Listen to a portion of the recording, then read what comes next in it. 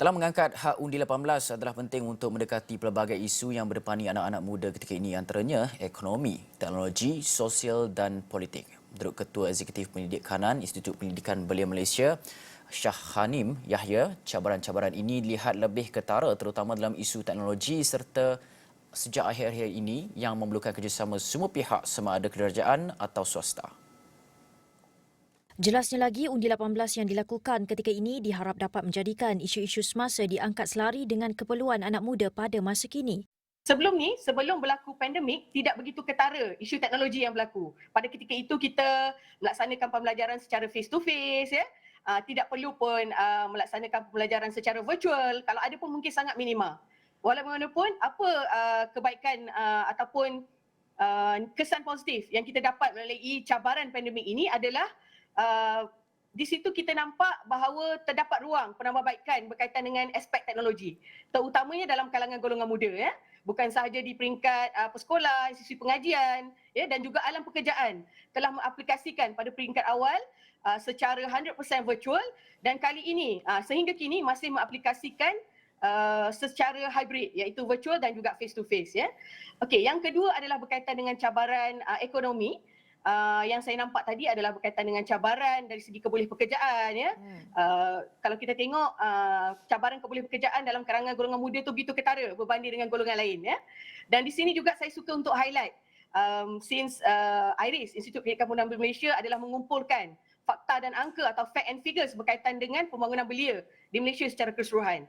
Kalau saya boleh kongsikan, ya, berdasarkan statistik yang dikeluarkan oleh Jabatan Perangkaan bertarikh 10 Januari 2022 yang lalu, ya. Kalau kita ikutkan pada Februari 2021, kadar pengangguran golongan belia spesifik dalam data DOSM ini, iaitu 15 hingga 30 tahun adalah sebanyak 9.2%, ya.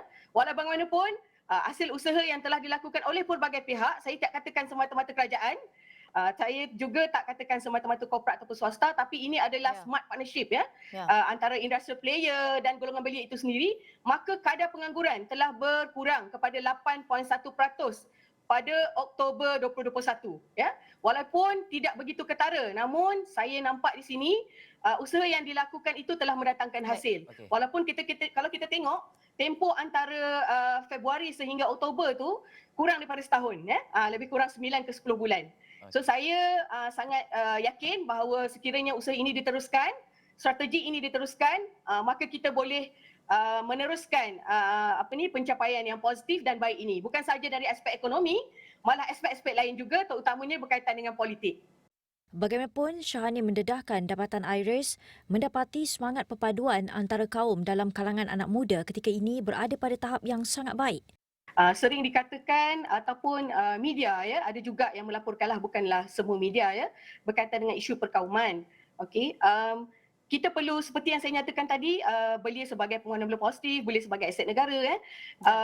Since IRIS juga melalui KBS juga berpeluang sebenarnya untuk ke pelbagai platform di peringkat antarabangsa berkaitan dengan pencapaian belia ini, ya. Selalu yang di-highlight apabila saya membentangkan berkaitan dapatan kajian dalam kalangan pemegang taruh, ya, di peringkat antarabangsa, mereka sangat kagum dengan Malaysia yang terdiri pada pelbagai etnik, pelbagai bahasa, namun hidup dalam keadaan aman dan damai, ya. Kita boleh katakan, saya tak dapat nafikan terdapat mungkin segelintir ataupun sangat minimum lah, ya, berkaitan dengan isu-isu jenayah dan sebagainya. Namun secara keseluruhan Malaysia hidup dalam keadaan aman, ya, dan masih boleh sentiasa berkembang dari aspek ekonomi dan sebagainya, ya. Okey, itu yang saya nak highlight. Satu lagi dapatan daripada Institut Pendidikan Menambah Belia Malaysia melalui Indeks Belia Malaysia, ya. Semangat perpaduan dalam kalangan golongan belia ni 15 hingga 30 tahun adalah berada dalam keadaan memuaskan. Kalau kita tengok, ya. Ini dapatan yang terkini yang dikeluarkan oleh IRIS sendiri, ya. Dan kajian ni kalau saya cerita secara detail pun memang sangat representatif kerana kita telah mengambil kira elemen-elemen saintifik, ya.